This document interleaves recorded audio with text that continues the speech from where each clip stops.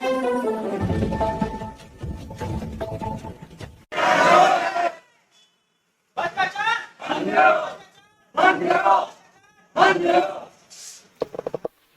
मैं रमन कुमार। आज हम आपको एक ऐसी जगह लेकर चलते हैं जहां हर दिन भारत के सपने की छोटी दुकानें सस्ती है और उन्हीं सपनों को कभी सिस्टम, कभी पार्षद और कभी नीति आकर रौंद देती है। जगह है गाजियाबाद के इंदिरापुरम और कहानी है स्ट्रीट वेंडरों की, जो इस बार सिर्फ चाट नहीं बेच रहे हैं, सवाल भी बेच रहे हैं, लेकिन खरीदने वाला कोई नहीं है। गाजियाबाद नगर निगम के बाहर मंगलवार को जोरदार प्रदर्शन हुआ। प्रदर्शनकारियों कोई बड़ी कंपनी के सीईओ नहीं थे, न ही किसी राजनीतिक पार्टी के कार्यकर्ता। ये लोग थे स्ट्रीट वेंडर, वो लोग जिनके जीवन की कुल जमा पूंजी एक ठेला, एक तिरपाल और दिन भर की उम्मीद होती है। इन वेंडरों ने नगर निगम के एक पार्षद पर गंभीर आरोप लगाया है। कहा गया है कि उनसे हर महीने 500 से 1500 तक की अवैध वसूली की जाती है, बिना रसीद, बिना रजिस्ट्रेशन और पैसे न देने पर ठेला जब्त, सामान फेंक दिए जाते हैं। एक चीज आप लोग किसी को पैसे देने की जरूरत नहीं है।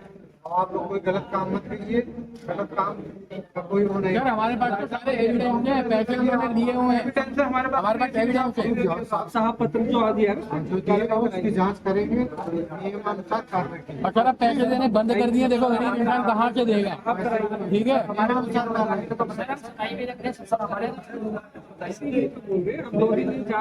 चलो ठीक है, देखा दे देंगे। सर ये सर कब तक मतलब सोचे कि जांच हो जाएगी? 1-2 दिन में जांच कल हो जाएगा। ठीक है हमारा सर एक ऐसा कंसर्न है, पूर्ण सेट देने की तैयार है, फिर जितना अच्छे हो सकता है हमसे आप इतना आश्वासन चाहते हैं कि जहाँ हम रेडी पटरी लगा रहे हैं, हम बहुत तरीके से साफ सफाई करके सब चीजें करते हैं। उसकी जांच होगी, क्या नियम है तैयार है, हमको परेशान न किया जाए। चलो ठीक है, आप इतना आश्वासन दे दीजिए कि हमको परेशान नहीं किया जाए। कल जांच होगी। ठीक, तो हम अपना कार्य कर ले सर, उसमें कोई दिक्कत तो नहीं आएगी। जांच होने दो, जांच होने का अभी हम कोई आश्वासन नहीं दे रहे। जांच होगी, तथ्य क्या निकल के आएगा उसके हिसाब कार्रवाई इसका जाएंगे यार, वही बनाना। चलिए, भ्रष्टाचार बंद करो, हमें जीने दो, हमसे न लिया जाए हमारा हक। ये नारे सिर्फ गुस्सा नहीं थे, ये उन आवाज़ों की गूंज थी जिन्हें हम अक्सर शोर समझकर अनसुना कर देते हैं।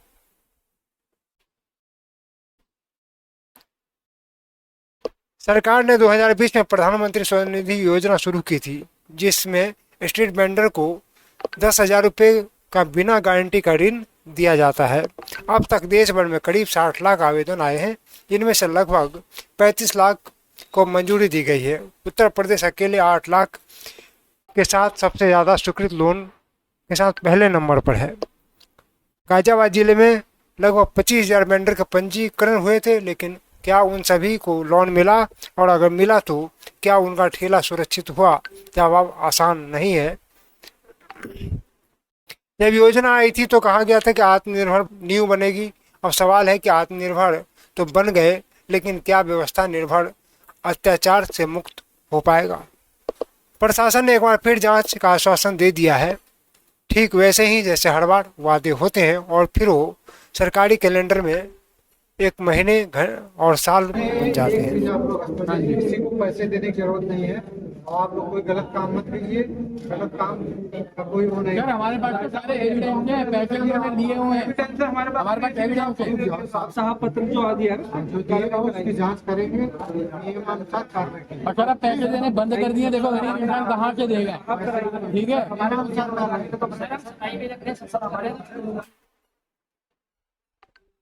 अगर सरकार वेंडरों को योजना के जरिए आत्मनिर्भर बनाना चाहती है तो जमीनी सिस्टम को जवाब दे तो बनाना ही पड़ेगी, क्योंकि योजना लोन देती है पर सिस्टम सम्मान नहीं देता, और इस देश में इज्जत की रोटी सबसे महंगी भी।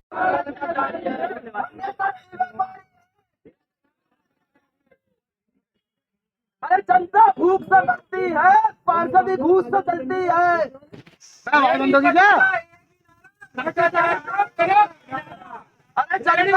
एक ही नारा, हम सभी दुकानदार हर जयंती पार्क के आसपास और उसके सराउंडिंग के जितने भी दुकानदार हैं, आज हम अपने सारे पीले कार्ड लेकर माननीय डीएम साहब के पास आ रहे हैं इन कार्डों को रद्द कराने के लिए। हमारी मांग ये है कि अगर ये कार्ड वैध है तो इसे रद्द करे जाए और सभी तो अगली बार जब आप किसी वेंडर के गोलगप्पे खाते हुए कहें थोड़ा भाई थोड़ा और खट्टा डालना, तो एक बार पूछेगा भाई पार्षद ने कितना वसूला इस महीने, शायद आपको जवाब से ज़्यादा सवाल मिलेंगे।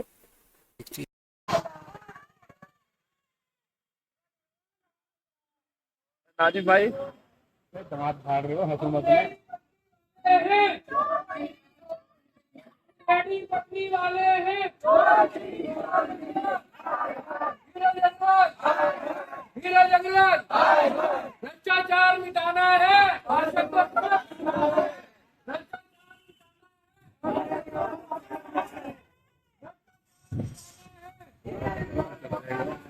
हीरा जंगलात जाओ तुम भी जाओ।